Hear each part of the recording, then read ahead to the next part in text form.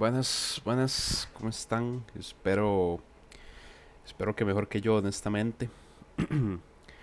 Eh, con respecto a hoy, tengo que hacer una pequeña, sí, un pequeño paréntesis. Bueno, la lección probablemente sea un poquito más corta por dos razones. Primero, porque como ustedes no tuvieron clase la semana pasada, ¿verdad? Bueno, no tuvieron clase entre comillas y hasta ahora solo tienen una clase esta semana.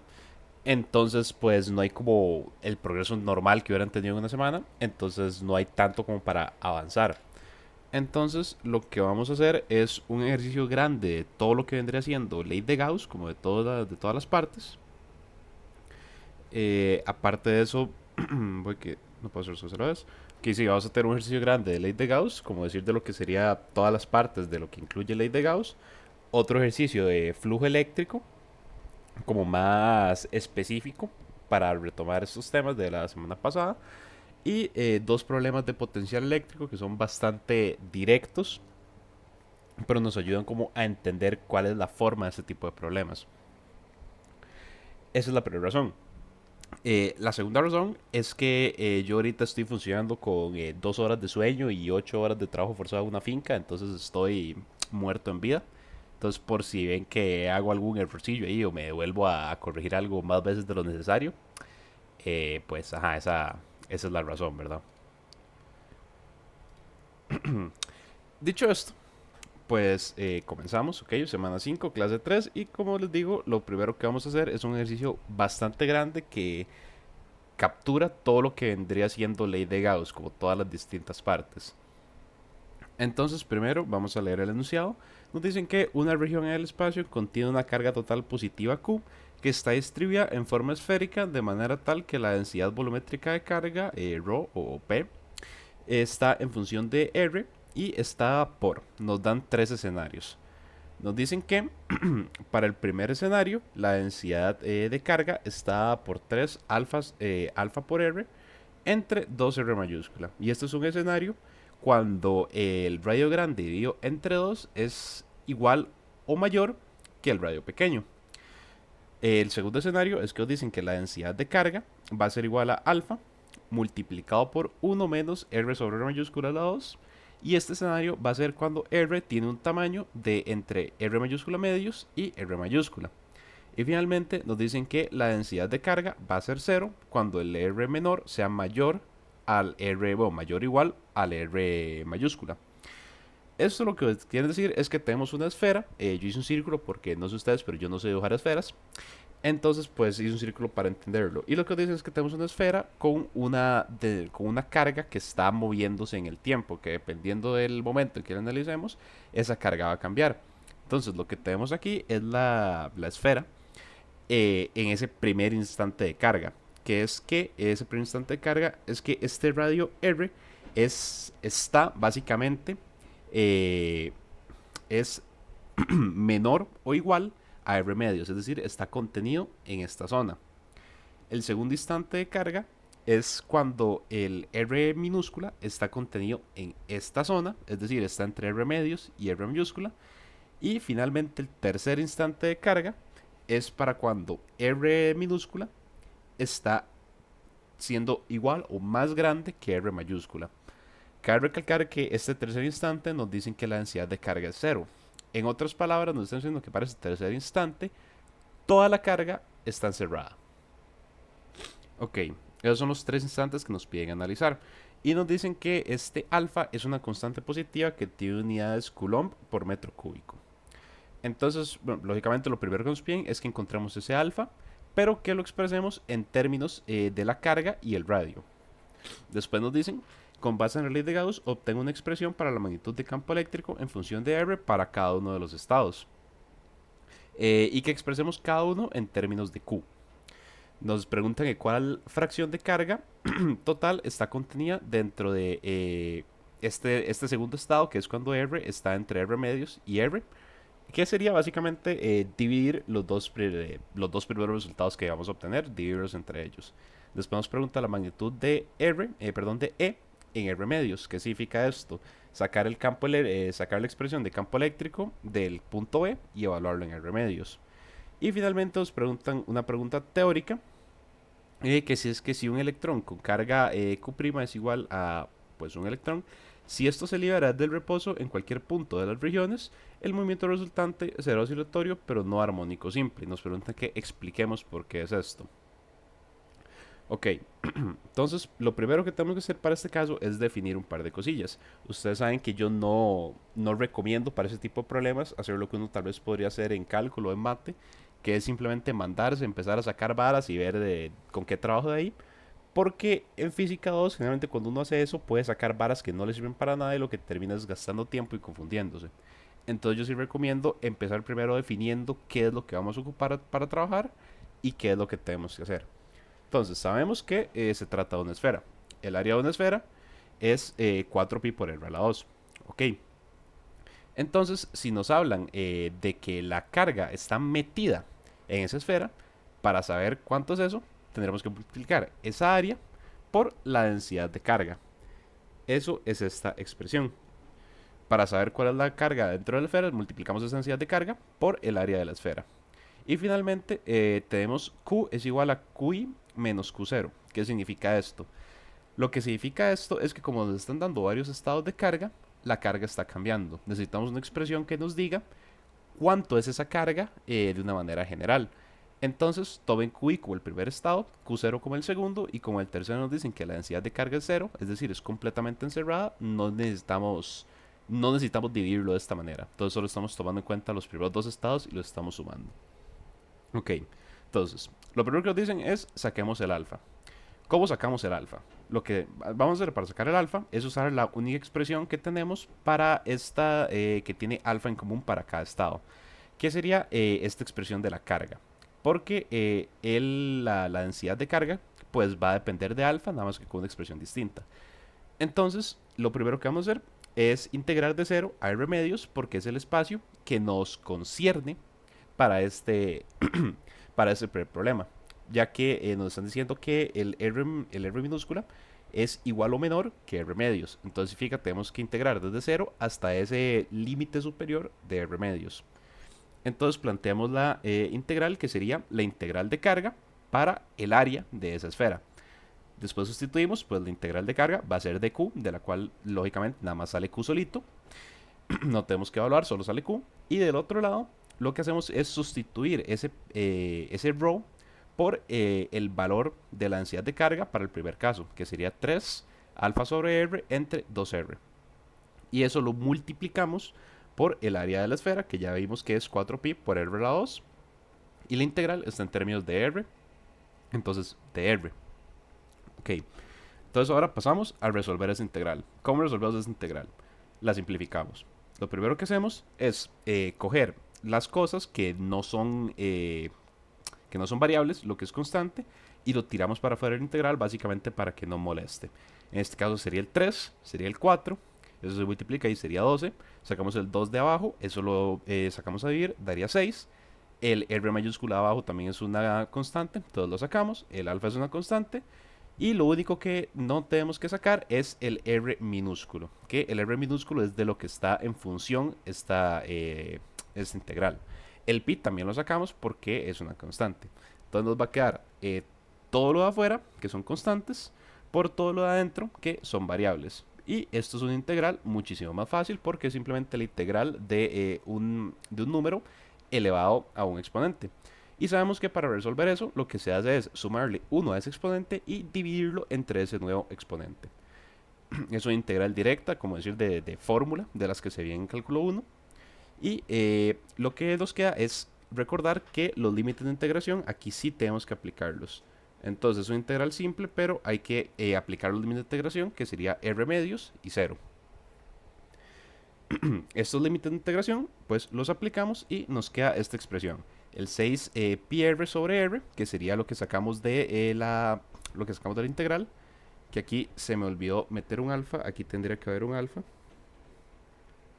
Que es lo que sacamos de la integral. Y el r sobre 2 a la 4 sobre 4 sería ya aplicando los límites de integración, evaluando en ellos. Aquí los unimos, simplemente simplificamos la expresión y nos queda 3 sobre 32 pi por alfa por r mayúscula 3 sería igual a q.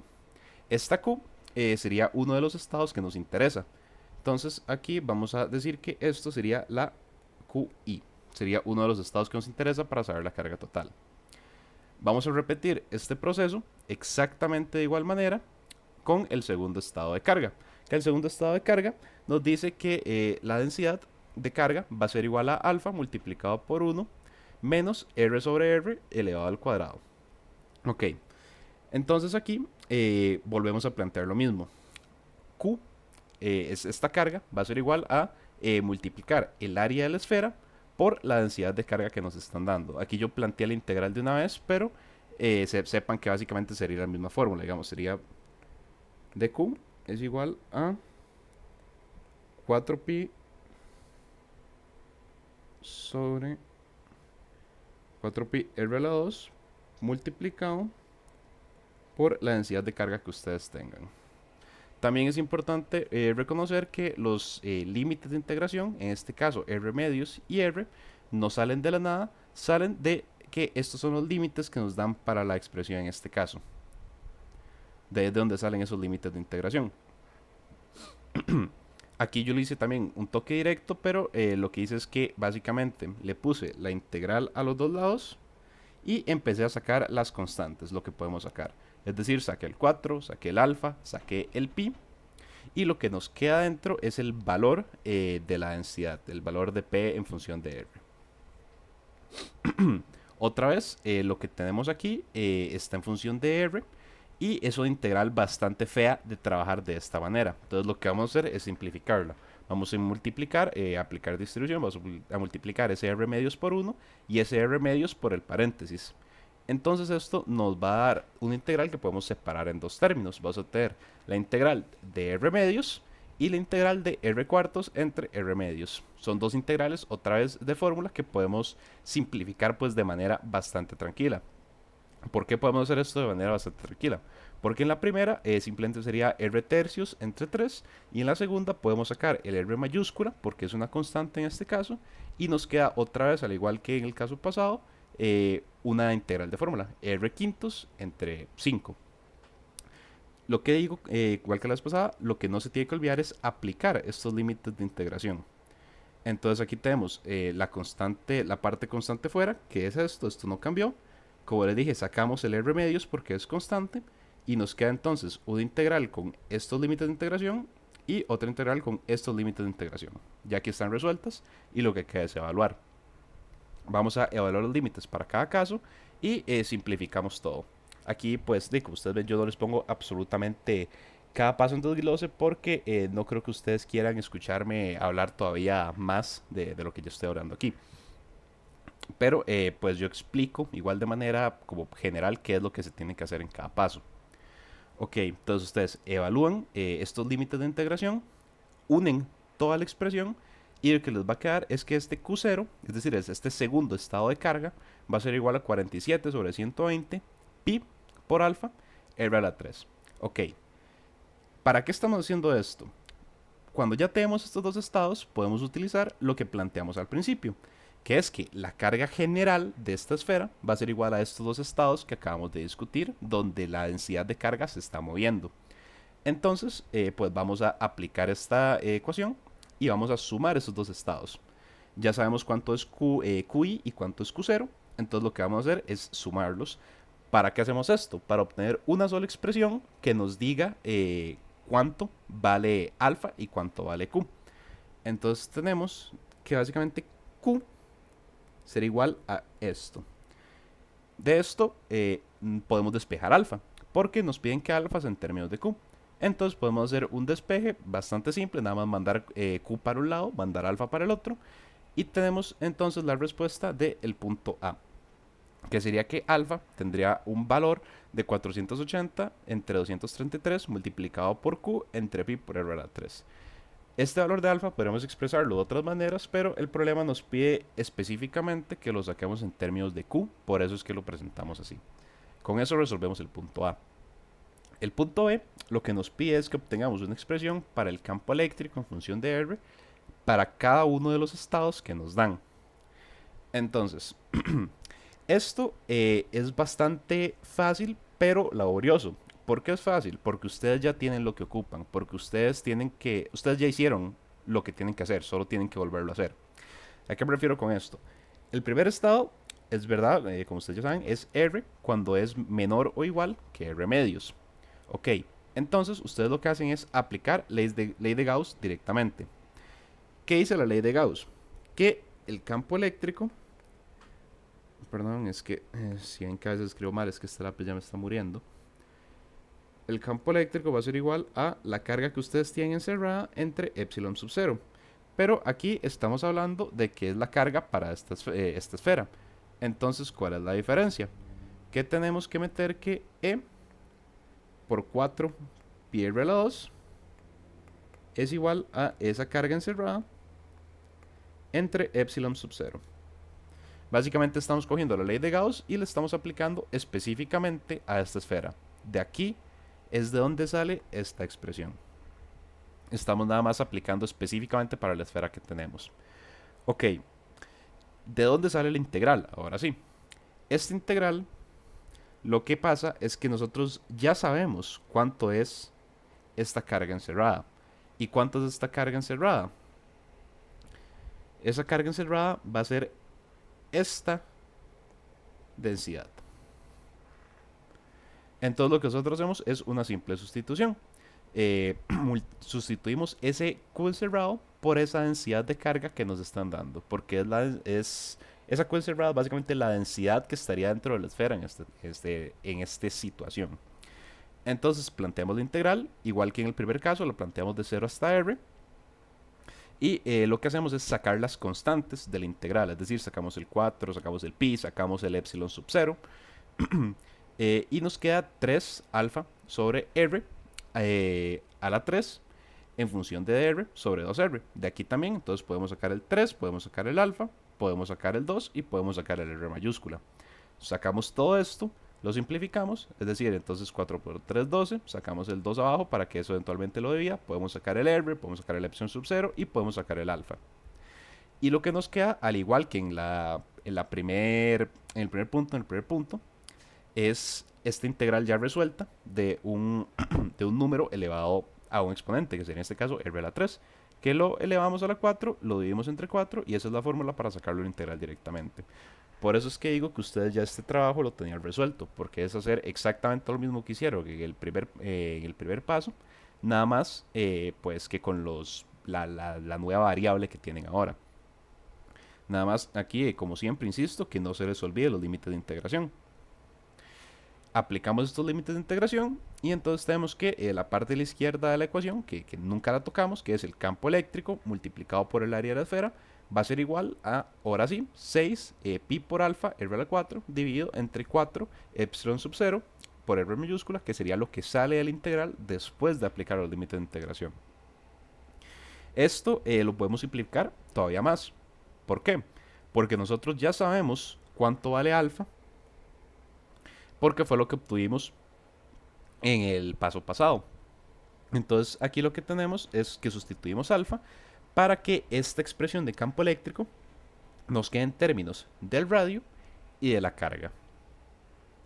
Ahora, para el segundo espacio, pues vamos a hacer lo mismo, ¿verdad? Vamos a poder que el campo eléctrico multiplicado por el área de la esfera va a ser igual a la carga encerrada sobre epsilon sub 0. Nosotros ya sabemos otra vez cuánto es esta carga encerrada para el segundo estado. Para el segundo estado, esta carga encerrada sería este valor de acá. Entonces, nuevamente, planteamos la integral y de esta integral, pues ya la habíamos resuelto en el paso pasado, ¿verdad? Entonces podemos resolverla de la misma manera, que es sacar todas las constantes de la integral y resolver el centro, nada más que pues con esta nueva variable que sería r'. Aquí ustedes ya tienen la integral resuelta, porque el paso por paso sería lo que vieron arriba. Sería otra vez multiplicar pues el 1 por el r' al cuadrado y multiplicar el paréntesis de r' al cuadrado dividido entre r, multiplicarlo por r' al cuadrado. Lo multiplican, separan la integral, les va a quedar la integral de r' al cuadrado por los límites de integración de r medios y r. menos la integral de r' a la 4 entre, entre r mayúscula. Ese r lo pueden sacar de la integral y aplican pues el mismo proceso de la vez pasada. Esto que ustedes ven aquí ya es con los límites de integración aplicados. Pues lo que queda ahora es simplificar, ¿verdad? Entonces aquí se vuelve una cuestión de álgebra. Ustedes van a unir las expresiones, van a simplificarlas todo lo que puedan. Y lo que se hace en el paso final es que ustedes, al igual que el paso pasado, cogen el alfa y lo van a sustituir. Para que otra vez esta expresión, que honestamente es bastante fea y probablemente la podrían simplificar más, esta expresión es el campo eléctrico para la segunda situación, otra vez en términos de Q y en términos de R, ya con el alfa sustituido. Si ustedes no sustituyen ese alfa, este problema sería incorrecto porque estaría metiendo una constante más, una variable más, donde no se los están pidiendo.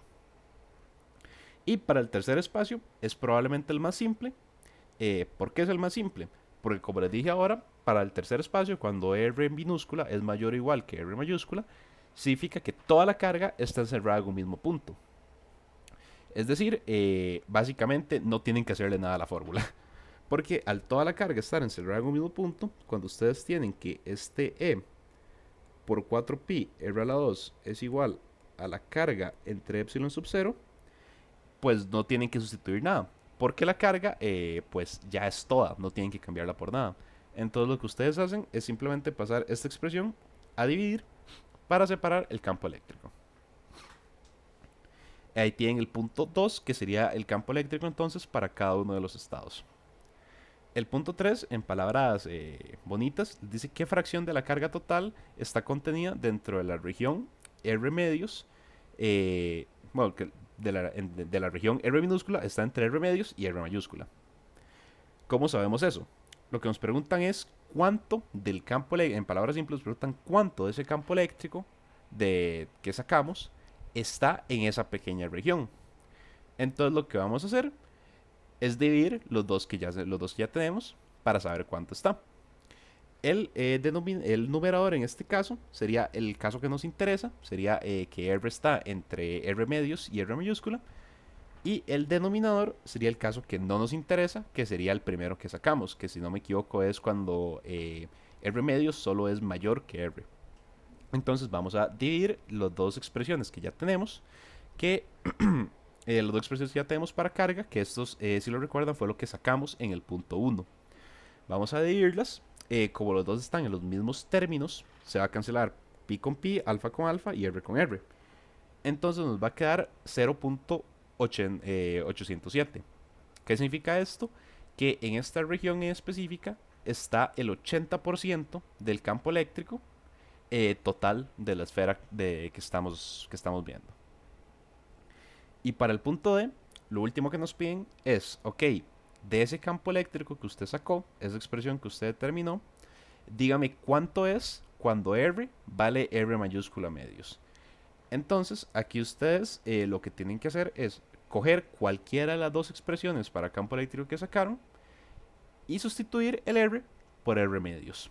Entonces, pues lógicamente ustedes van a coger la expresión que sea más bonita y más fácil. Ustedes no van a complicarse la vida y coger esto, sino que ustedes van a llegar y van a coger esta expresión que es mucho más bonita y más trabajable.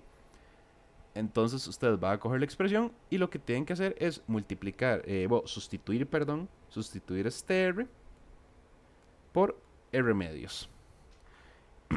Van a sustituir eso y se vuelve otra vez una cuestión de álgebra. Van a empezar a trabajarlo, lo simplifican y les va a quedar que este campo eléctrico de la esfera en función de cuando R es igual a R medios va a ser 45 por Q dividido entre 263 pi por epsilon sub 0 entre R a la 2.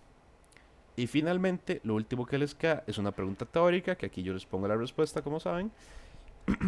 Y la respuesta para por qué el movimiento no es armónico simple es que la fuerza sobre el electrón no es proporcional a menos R, lo cual es la condición que se tendría que cumplir para un movimiento armónico simple. Entonces, aunque el movimiento es oscilatorio, porque las fuerzas se está atrayendo, no es armónico simple debido a que va a depender de cuánta fuerza hay en R, fuerza eléctrica, ¿verdad? Si bien este es un problema bastante pesado, si les soy sincero, este es un problema que nunca pondrían en un examen porque requiere mucho tiempo. Este sería un problema como para un examen de repo, honestamente. Pero para un primer examen, probablemente lo que les pondrían sería un par de partes de este problema. ¿Queda claro este problema? Antes de ir con el otro. Es probablemente el más pesado que vamos a ver hoy. Ok. Tomo silencio positivo. No, ahí veo la reacción de Andrew, gracias, sos un sol. Y pasamos al problema de flujo eléctrico. El problema de flujo eléctrico es una aplicación de los que vimos la semana pasada. Nos dicen que el campo eléctrico E1 en toda la cara de un paralelepípedo es uniforme y se dirige hacia afuera de la cara. En la cara opuesta, el campo eléctrico E2 también es uniforme y se dirige hacia esa cara, es decir, va con la misma dirección. Las dos caras en cuestión están inclinadas a 30 grados respecto del horizontal, en tanto que E1 y E2 son horizontales. ¿Qué significa esto? Que la línea de campo eléctrico E1 y E2 son horizontales y a partir de eso el paralelepípedo se inclina 30 grados. E1 tiene una magnitud de 2.5 por 10 a la sí, por 10 a la 4 newton sobre coulomb. Y E2 tiene una magnitud de 7 por 10 a la 4 newton sobre coulomb. Entonces, pregunta A. Suponiendo que ninguna otra línea de campo eléctrico cruza la superficie, excepto las que nos dieron, determine cuál es la carga neta contenida dentro de este paralelepípedo. Y nos dicen también que el campo eléctrico solo es producido por las cargas del interior del paralelepípedo o si también se afectan por las cargas que estén afuera de este. Y si este fuera el caso, nos preguntan que cómo podemos saber esto. Ok, como les dije para el problema pasado, yo no le veo utilidad y mucha funcionalidad a que ustedes empiecen a nada más sacar cosas al azar y luego vean qué hacen. Porque probablemente lo que terminen es confundiéndose o llegando a un círculo. Entonces yo siempre me detengo un toque para entender el sistema que nos están dando. Y en este caso hay una cosa muy importante que entender. El campo eléctrico, tanto el E2 como el 1, tiene la misma dirección, ¿verdad? O sea, la línea atraviesa la figura en el mismo ángulo de manera horizontal. Pero hay un detalle que tenemos que saber. E2 y E1 no tienen el mismo símbolo. E1 en este caso sería positivo y E2 sería negativo. ¿Por qué? Porque E1 está saliendo de la figura y E2 está entrando a la figura.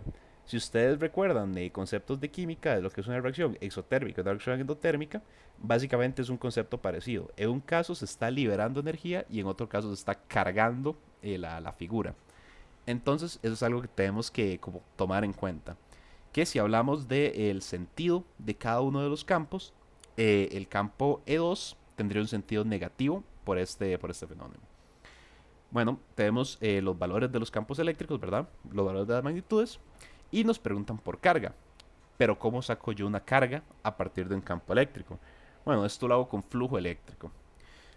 ¿Por qué con flujo eléctrico? Porque si ustedes recuerdan la ley de Coulomb, nosotros vamos a tener que el flujo eléctrico, perdón, la ley de Gauss, Jerry me mata si me escucha eso, que el flujo eléctrico en una figura va a ser igual a la carga que está encerrada dentro de esa figura dividido entre epsilon sub 0. Entonces lo que yo necesito y por donde yo necesito empezar es saber cuál es el flujo eléctrico total que está pasando por este paralelepípedo.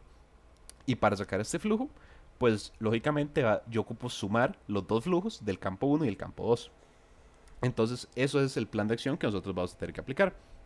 Sacar el flujo 1, sacar el flujo 2, unirlos y usar ley de Gauss para transformar eso en una carga. Entonces, primero tengo que hacer aquí un disclaimer, ¿verdad? Ahorita yo les voy a pasar el PDF ya limpio, pero no sé si en esta línea vertical no tengo la absoluta menor idea de dónde salió, porque yo estoy seguro que yo no dibujé esto ayer, entonces es 100% que es un dedazo.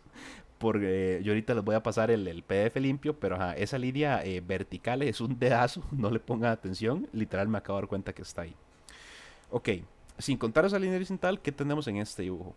Este dibujo es el paralelepípedo visto, como decir, desde una perspectiva de lado, con los detalles que nos interesan.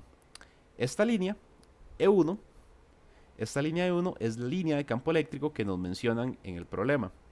¿Para qué nos sirve esta línea? Nos sirve porque nos dicen que el paralelepípedo está a partir de esta línea inclinado a 30 grados.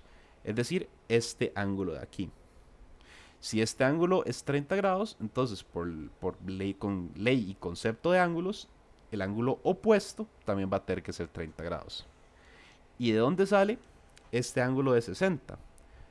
Bueno, la semana pasada habíamos visto el concepto de vector normal, que es el concepto que ustedes van a tener metidos hasta más no poder cuando se trata de flujo eléctrico. Retomando rápidamente, ¿qué es un vector normal? Un vector normal es el vector perpendicular a una superficie eléctricamente cargada. Entonces, en este caso, si esta es la superficie del paralelepípedo, el vector normal va a ir en esta dirección. Eso es el vector normal, que va a generar un ángulo de 90 grados, es decir, va a ser perpendicular con la superficie. Y entonces, si yo sé que toda esta zona es 90 grados, pero aquí ya yo tengo 30, yo puedo decir, ok, lo que falta es 60 grados. ¿Por qué es importante esto? Porque, como les dije la semana pasada, los problemas de campo eléctrico están hechos para que ustedes metan las patas en cada situación posible. ¿A qué me refiero con esto?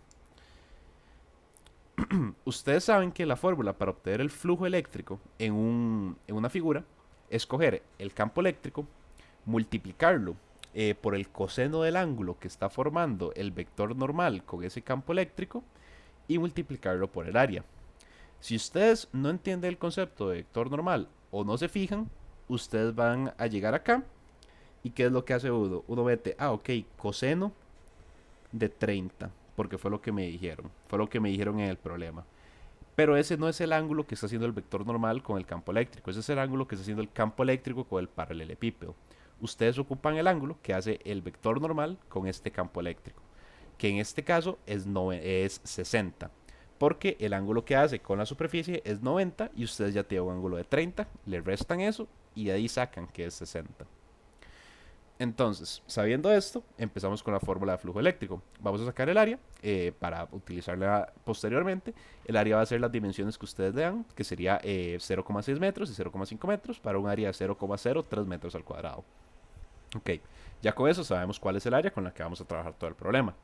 Y ahora sí, propiamente, como les dije, la fórmula del flujo eléctrico va a ser multiplicar el valor del campo eléctrico por coseno de 60. Otra vez, yo sé que soy muy insistente con eso, ya están hartos, pero es que de verdad esa es la forma más común que uno los ve en los exámenes que, digamos, que pierden puntos cuando ustedes en realidad sí entendieron el problema, sí saben lo que están haciendo.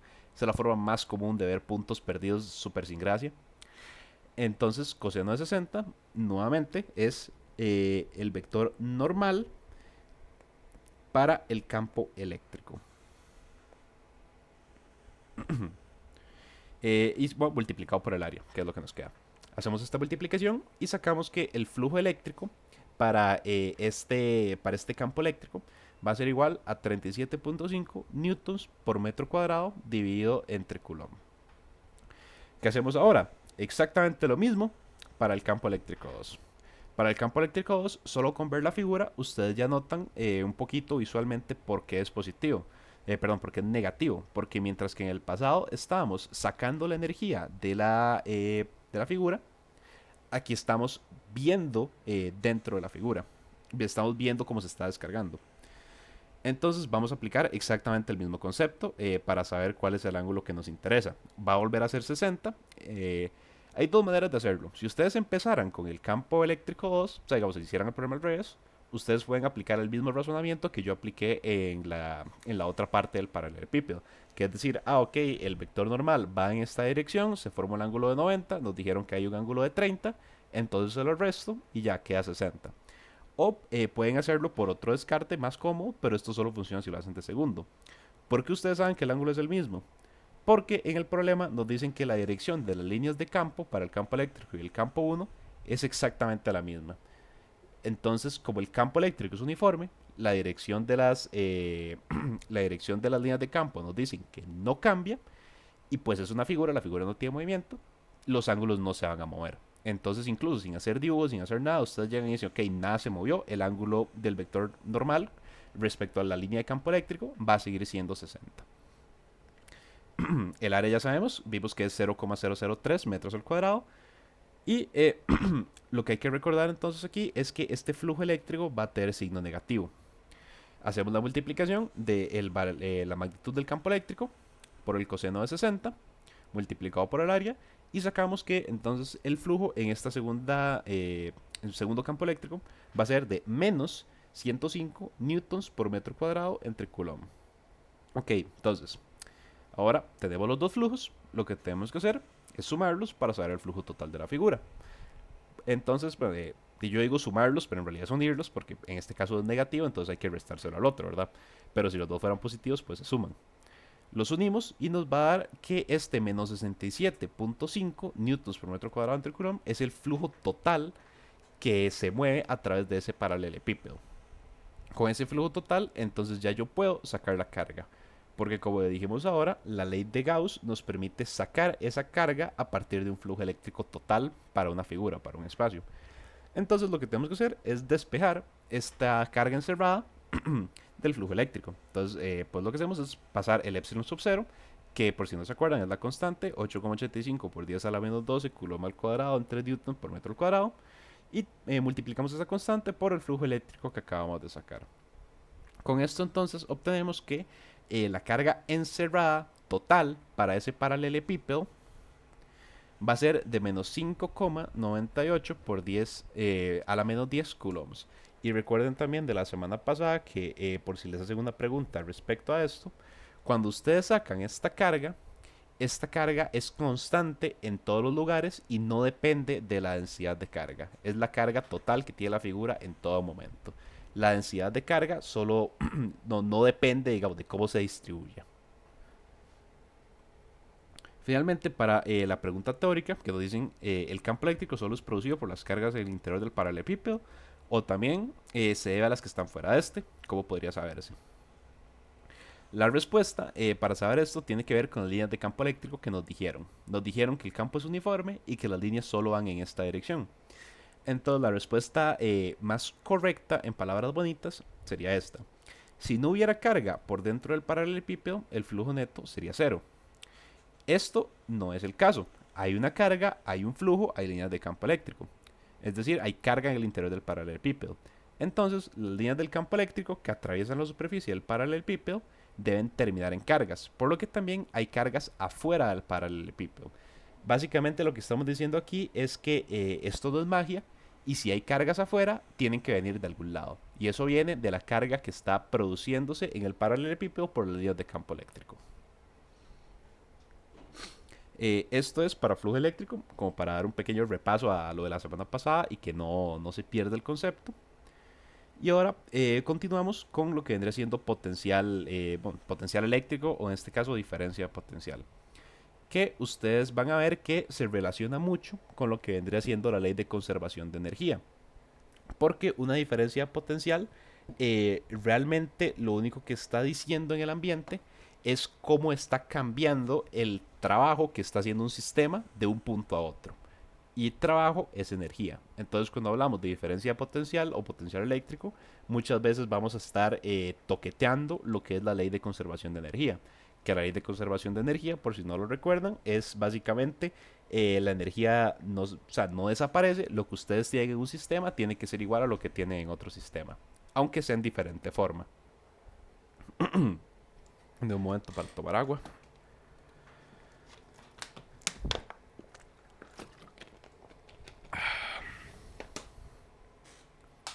Ok. Entonces, nos dicen, una pequeña carga tiene carga de menos 5 microcoulombs y masa de 2 por 10 a la menos 4 kilogramos. Se desplaza desde un punto A, donde el potencial eléctrico es de 200 voltios, a punto B, donde el potencial eléctrico es de 800 voltios. Nos dicen que la fuerza eléctrica es la única que actúa sobre la partícula, la cual tiene una rapidez de 5 metros por segundo en el punto A. cuál es su rapidez en el punto B y si se mueve más rápido o más lento que en el punto A. Explique su respuesta.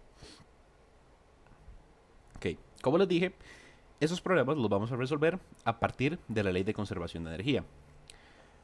Entonces, ¿qué vamos a decir? Vamos a decir, ok, la energía cinética del sistema A va a ser igual a la energía cinética del sistema B. Nada tiene que moverse y tienen que ser iguales. Sabiendo esto, entonces podemos decir que la energía va a ser igual a la carga multiplicada por el voltaje. ¿Por qué podemos decir esto? Porque nos están diciendo que la única fuerza que está relacionada en este sistema es fuerza eléctrica. Entonces, pues la energía tiene que salir de algún lado. ¿Y de dónde está saliendo esta energía? De la interacción de la carga con el voltaje, porque solo estamos tomando en cuenta fuerza eléctrica. Entonces con esto podemos decir, ok, la energía cinética en el punto A va a ser igual a la carga por el voltaje en el punto A, y esto va a ser igual a la energía cinética en el punto B, más la carga por el voltaje en el punto B. Siempre manteniendo esa igualdad. Entonces de esta igualdad yo lo que puedo hacer es separar esta energía en B, que es lo que me interesa. Entonces yo lo que hago es pues, ¿cuál es la palabra? Lo siento, estoy dormido, ¿cuál es la palabra? Despejar perdón, despejar esa energía cinética en B. Entonces yo separo la energía cinética en B y me queda que esa energía cinética en B va a ser igual a coger la energía cinética en A, sumarle el factor común de las cargas, que en este caso lo que yo hice fue sacar la carga factor común del voltaje en A menos el voltaje en B. Y todo esto yo lo tengo. Entonces vamos a sacar rápidamente esta energía cinética en A. Vamos a sumarle la multiplicación del valor de la carga multiplicado por la diferencia de potencial eléctrico en estos puntos. Y esto nos va a dar que la energía cinética en B es de 0,00550 joules. Ahora, ¿para qué putas me sirve esto? Como yo les dije, estos problemas se basan básicamente toqueteando lo que vendría siendo las fórmulas para diferentes energías. Entonces, lo que ustedes tienen que hacer muchas veces en esos problemas es ver de dónde pueden sacar algo tal vez pequeño como una rapidez a partir de una fórmula de energía. Digamos, ¿qué fórmula de energía tiene una rapidez que ustedes puedan usar? Y en este caso es la fórmula de la energía cinética, porque la fórmula de energía cinética va a ser igual a un medio multiplicado por la masa multiplicado por esta rapidez al cuadrado. Entonces, de aquí, pues ya yo conozco todo. Yo conozco la energía, conozco la masa de la partícula y conozco cuánto es esta velocidad, cuánto es esta rapidez, perdón. Entonces yo puedo despejar la rapidez y voy a tener que la rapidez entonces va a ser la raíz cuadrada de 2 multiplicado por la energía cinética dividido entre la masa. Otra vez, ya todo esto yo lo sé. Yo sé cuánto es esa masa, cuánto es esa energía. Entonces yo puedo sacar que la velocidad en B, la rapidez en B, perdón, que necio, va a ser de 7,42 metros por segundo. Y para responder la pregunta del problema, se mueve más rápido en B que los 5 metros por segundo que nos decían que tenía en A. Esto es porque una carga negativa va a ganar rapidez al moverse con un potencial eléctrico más alto. Y en este caso el potencial eléctrico en B es mayor que el potencial eléctrico en A. Es decir, la carga va a ganar más rapidez cuando va para B. Como ven, es un problema como bastante directo. Incluso es muy común que problemas de ese tipo se marquen con X, como porque son bastante como rápidos, nada más como para saber que ustedes tienen el conocimiento. Y el último problema que tenemos es otra vez de potencial eléctrico. Nos dicen una partícula con carga de 4.20 nanocoulombs está en un campo eléctrico uniforme dirigido hacia la izquierda. Se libera desde el reposo y se mueve a la izquierda. Después de que se ha desplazado 6 centímetros, su energía cinética es de 1,50 por 10 a la menos 6 joules. Nos preguntan que cuál es el trabajo que realizó la fuerza eléctrica, cuál es el potencial en el punto de inicio con respecto al punto final y cuál es la magnitud de E. Ok, como les expliqué ahora, cuando ustedes hablan de potencial eléctrico o diferencia de potencial, realmente lo que ustedes tienen es un trabajo de un punto a otro. Entonces, si ustedes quieren saber el trabajo del punto A al punto B, normalmente tendrían que hacer una diferencia de la energía en el punto B con el punto A.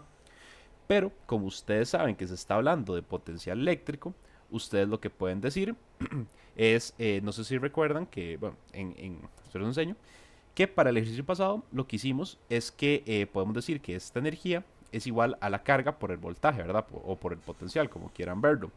Entonces vamos a decir lo mismo y lo que hacemos aquí es que entonces aquí tendríamos la carga multiplicada por el voltaje en A y la carga multiplicada por el voltaje en B. Lo que hacemos es sacar factor común, lo pasamos a dividir al trabajo y de aquí es donde sale esta fórmula. Entonces lo que tenemos aquí es que el trabajo dividido entre la carga va a ser igual a la diferencia potencial entre los dos puntos. Otra vez, como nos están hablando solamente de fuerzas eléctricas, nosotros podemos hacer esto porque no hay ninguna otra fuerza, no hay ningún otro factor que afecte, valga la redundancia, nuestro sistema. Entonces, como solo nos están hablando de fuerza eléctrica, nosotros podemos hacer estas compresiones. Entonces, ya sabiendo esto, lo que vamos a decir es, ok, el trabajo, el trabajo en este punto, nos dicen que la energía liberada va a ser de 1,50 por 10 a la menos 6 joules. Pero, ¿qué es lo que pasa? Esta energía nos dicen que es solo, vamos a ver cómo es que nos dicen exactamente, que cuando se desplaza, la energía cinética es de 1,5 por 10 a la menos 6 joules. Pero nos dicen también que la partícula parte del reposo. ¿Qué significa que está en reposo? Que la energía cinética es cero porque no hay movimiento. Entonces, si yo quiero saber esta diferencia energética y este trabajo de A a B, lo que hago es restar las energías de la diferencia de energías cuando está en el punto A cuando está en el punto B. Y como esta resta pues no se puede hacer porque un punto sale del reposo, simplemente ese valor que nos dan es la energía total. Entonces el trabajo que yo tengo involucrado con este movimiento de la partícula va a ser la energía que nos dan en el enunciado, que es 1,50 por 10 a la menos 6 joules. Ok, yo sé eso. Con eso me devuelvo a la fórmula que saqué ahorita, que es que ese trabajo dividido entre la carga va a ser igual a la diferencia potencial. La carga de la partícula a mí también me la dan en el enunciado. Entonces yo ya puedo dividir esa energía que acabamos de definir, que es el trabajo de un punto a otro, lo divido entre la carga y voy a sacar entonces que la diferencia de potencial en esos puntos va a ser de 357 voltios. Y con eso ya respondo esa pregunta. Ahora, este siguiente ejercicio es un toque interesante. Lo que nos preguntan es cuál es la magnitud de E de ese campo eléctrico. Ok, no especifican que aquí solo se está tratando con fuerza eléctrica, ¿verdad? No están hablando de magnetismo, no están hablando de velocidad, solo están hablando de fuerza eléctrica. Entonces, yo tengo esta igualdad. El trabajo realizado para mover la partícula de un punto a otro va a ser igual a la fuerza por ese desplazamiento, por el ángulo en que se hizo ese movimiento. En palabras simples, el trabajo que yo hice va a ser igual a cuánta fuerza le metí yo para mover esa partícula una distancia X en cierto ángulo. Pero en el problema nos dicen que este ángulo no existe, porque nos dicen que el movimiento es hacia la izquierda. Es decir, es un movimiento horizontal, no hay ángulo. Entonces, este coseno básicamente sería un coseno de 0, por lo que tendería a 1. Es decir, no lo tomamos en cuenta. Y al yo tener fuerza eléctrica, yo sé qué es fuerza eléctrica. ¿Qué es fuerza eléctrica? Es el campo eléctrico que hay en una carga. Entonces yo puedo cambiar esta F por el campo eléctrico con el que estamos tratando, multiplicado por la carga con la que estamos tratando. ¿Por qué la carga está en valor absoluto? Porque nosotros ya sabemos cuánto es lo que vale este trabajo. Este trabajo vale 1,50 por 10 a la menos 6 joules. Nosotros entonces sabemos que este resultado es positivo. Y si este resultado es positivo y el desplazamiento pues nunca va a ser negativo, nosotros no podemos meter una carga negativa a este problema porque no nos arruinaría la igualdad. Entonces nosotros por definición decimos la carga tiene que ser en valor absoluto. Sabiendo esto entonces, se vuelve cuestión de sustituir. Entonces lo que hacemos es separamos este campo eléctrico y lo ponemos en términos no sé hablar, perdón, estoy dormido, de las demás variables. Entonces cogemos esta ecuación y separamos el campo eléctrico para obtener esta fórmula que sería el campo eléctrico en función de las demás variables que tenemos. El trabajo ya sabemos cuánto es, va a ser la diferencia potencial de 357 y lo vamos a dividir entre el desplazamiento. ¿Por qué aquí yo desaparezco la carga? Porque esta parte de la expresión, si recuerdan, fue lo que yo hice en el campo, en el problema pasado, en el punto B. Entonces por eso es que yo desaparezco entre comillas la carga y lo que tengo nada más es la diferencia potencial dividida entre la distancia que se está moviendo esa partícula. Entonces con esto obtengo que el campo eléctrico va a tener una magnitud de 5950 voltios por metro. Y así como detalle, yo les pongo ahí la anotación TOSTI, que una carga positiva gana energía cinética cuando se mueve de un potencial, cuando se mueve hacia un potencial menor. En este caso, el potencial en A es mayor que en B. Esos son los ejercicios de esta semana. Bueno, como les comenté en el grupo, se está uniendo gente de, como decir, de otros grupos. Esto no va a afectar el ritmo de nosotros porque pues en teoría mi trabajo, por así decirlo, mi contratación es con el grupo 10. Entonces, siempre el ritmo que nosotros vamos a llevar, los ejercicios que vamos a ver, siempre van a ser en función de lo que esté haciendo el grupo 10. Eh, las tareas, todo también, todo, y pues yo tengo que enfocarlo al grupo 10. Con el tema de simulacros, eso sí, pues todos se benefician porque el examen al final de cuentas va a ser el mismo. Entonces, para que sepan que Jerry me dio la luz verde para volver a hacer eso. Entonces, después de más o menos la semana después de que ustedes entreguen la primera tarea de cátedra, que va a ser antes del primer examen, yo voy a trabajar para tenerles esa tarea resuelta lo más rápido posible, así, modo flash, a lo mucho 3 días, para devolverles esa tarea resuelta y con los resultados de esa tarea les voy a entregar el simulacro. Ese simulacro, estaba hablando con una compañera de ustedes, a mí se me olvidan los nombres, pero también decidí que en ese simulacro voy a adjuntarles una hojita que diga las unidades en las que ustedes tienen que presentar cada resultado, para que también sea como una ayuda y se como que empiecen a notar básicamente si un resultado está bueno o no por las unidades que les está dando. Entonces, si un campo eléctrico les dan X unidades, ustedes pueden decir, ah, ok, me está dando en esto, significa que hice la conversión bien, significa que trabajé las unidades bien. Entonces, este simulacro yo se lo estaré pasando después de que ustedes hayan entregado la tarea. Y se los vuelvo a recordar por acá, esto es opcional, pero la persona que desee resolver esto me lo envía por privado, yo se lo califico y le digo exactamente qué tuvo malo, qué tuvo bueno y cómo puede cambiarlo. Y al final de la semana, el día antes del examen, yo voy a subirles la respuesta detallada, paso por paso, del simulacro para todos, para que todos puedan ver pues cómo se resuelve esto. Y en la medida de lo posible yo voy a tratar de que este simulacro sea más difícil que el examen, ya sea por más ejercicios, por más tiempo o porque sea más pesado. Dicho eso, pues si no hay ninguna, no, si hay alguna duda, pues este es el momento, soy todo ellos. Pero si no hay ninguna duda, pues estamos listos para la sesión de hoy. Entonces, si queda alguna duda, los escucho.